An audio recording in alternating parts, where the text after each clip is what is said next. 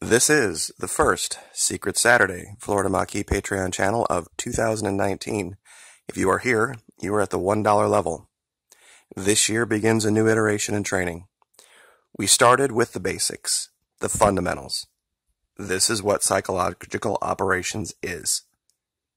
The ability to use logic fallacies and cognitive biases to subvert the will mentally of your enemy. Meaning you basically live inside their head rent-free, the gift that keeps on giving, whatever colloquialism you want to use. That's the goal. Defensively, when you can identify psychological operations being used on you, you can mitigate them. It's a little bit more tricky when you are running offensive psychological operations against an enemy that you can't observe 24 hours a day, 7 days a week, because you don't know the effectiveness of it. It's a very murky field. You pull out a rifle, you load it, you fire it at your enemy, you're going to know whether you hit him or not pretty quick. Intelligence services don't have that luxury. We have to look at techniques and use different media to measure the effectiveness of our operations. So in phase 3 of training now, we are going to literally show in the media things like appeal to authority and their effect. I have outlined this particular logic fallacy in depth. Basically, it says, and there's 100 different examples of it, that this dentist thought it's a great idea to smoke Viceroys. This doctor thought it was great to smoke Camels. This one's Lucky's. This article here thinks, that as soon as you start pouring soda pop down your baby's throat, it's going to make their life a lot better. But here is where it all comes to fruition. Falsely assumed a proclaimed expert in a field is infallible. Now, the major psychological operation being run right now is the one that is currently occupying our Oval Office. And this is the most important part, pay attention here, the media's reaction to it. I'm sure a lot of you are familiar with, you go to YouTube and the big is vocal coach reacts to blah, blah, blah singer. When I'm sure the vocal coach probably isn't anywhere near an expert as the person who is singing. Or that person singing probably has vocal coaches who trained that vocal coach. So, but yet they get millions and millions of views. Why? It is one of these things where people just gravitate, certain people, gravitate to authoritarian type figures. And recently, it's been people who protest the most about wanting to be free. Now, there is an article out here that I would like everyone to read. It's from Psychology Today, and I'll link it, of course. It's an analysis of Trump supporters has identified 5 key traits, and in these traits, you will find appeal to authority over and over and over again. Now, here is the part that is somewhat frightening. We are beginning year 3, and at the beginning, it was an idea of, well, we have choice A and choice B, forget choice C and D for a minute. And these people that we have now seen as authorities over the last 2 years, meaning Alex Jones and all the yokels on YouTube, they're our authority. And they've told us that choice A is the only choice, and choice B will mean authoritarian, dictatorial government. Okay. Even though choice A, our current leader, was a CEO of a corporation. The appeal to authority there was that he ran a business. That was his qualification.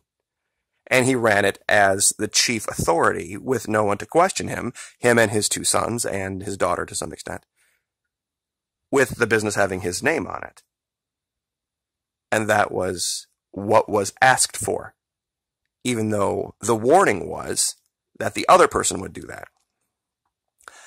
Well, I would like to ask a question, because I'm sure a lot of you have already seen this idea that the president talking about to end the shutdown, that he would just declare a state of emergency to build the wall, but that comes with all sorts of other powers. To seize the internet, declare martial law, all this kind of stuff. And if this were something that he could have done this entire time, I'm wondering why nobody is asking that question. Why didn't he just do this from the get-go when he had a Republican Congress? Nobody to fight him. He could have just come in and said, you know what, this is so much more important than any hand-wringing or horse trading in the House or the Senate. It's a state of emergency. We're being quote-unquote invaded. Why didn't he just do it then? Why is he doing it now? The reason he's doing it now is because he realizes that he's lost some power. He can't control the House anymore. He feels like he has control over the courts and the Senate. But in his case, it's actually appeal to authority on his part.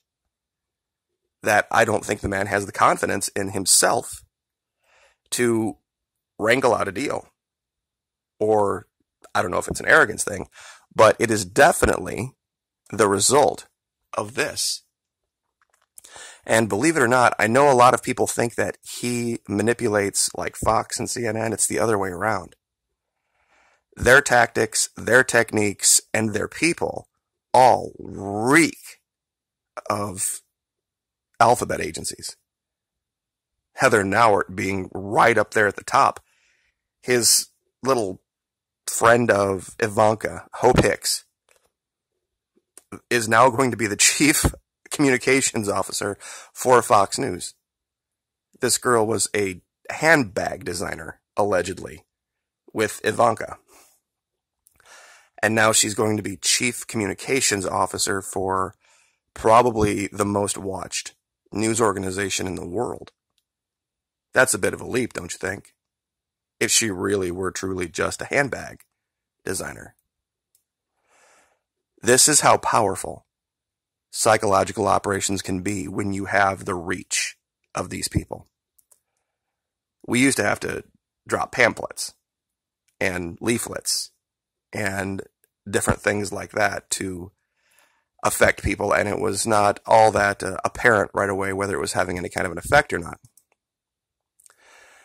But the reason I brought up this picture is just that. If you aren't assuming you have the right to do something, attempting to appeal to government to fix it for you is just acknowledging their ability to control your life. Which is why I've always been curious about this whole argument about the wall versus, gosh, we have 300 million armed Americans. You see, that's my question. If there's 300 million armed Americans and no one is afraid of prison breaks, which I've used now once again on YouTube to show the complete disconnect in the logic. And we have all these guns out here in the middle and we're not afraid of these prisoners because we'll just shoot them. There's 2.3 million prisoners, and let's say they release just 10% of them. Like I said, just 10%. That's 250,000 people. The biggest group of immigrants I ever saw that were walking here was like, what, 10,000? And a good portion of those were women and children. But you're deathly afraid of them, and you need the government to intercede on your behalf and the military to intercede on your behalf to stop them from coming here, even though the vast majority are coming to states that you don't live in. How does that jive? I don't really get that. Because, yeah, some of those people might be criminals and some of them might be invaders, but the vast majority aren't. You guarantee that every single prisoner did something to violate the law. And the ones that they release every single day back into society having served their sentences, nobody is worried about. That's why they have the weapons, right? And that's fine. Not knocking weapons, but why are you so confident against that group of people and zero confident against the other group that you need the government to step in on your behalf? This is one of the most frightening psychological operations I have ever seen, where you can literally have a group of people that have been brainwashed into believing that weapons only work against certain groups of people. So we will leave it there. But just remember, there are people out there that do know how to make you believe that you're powerless without their help. And they will not only create the situation, they'll create the fix for it. You guys have a great week, and we will see you next Saturday. Like, share, subscribe.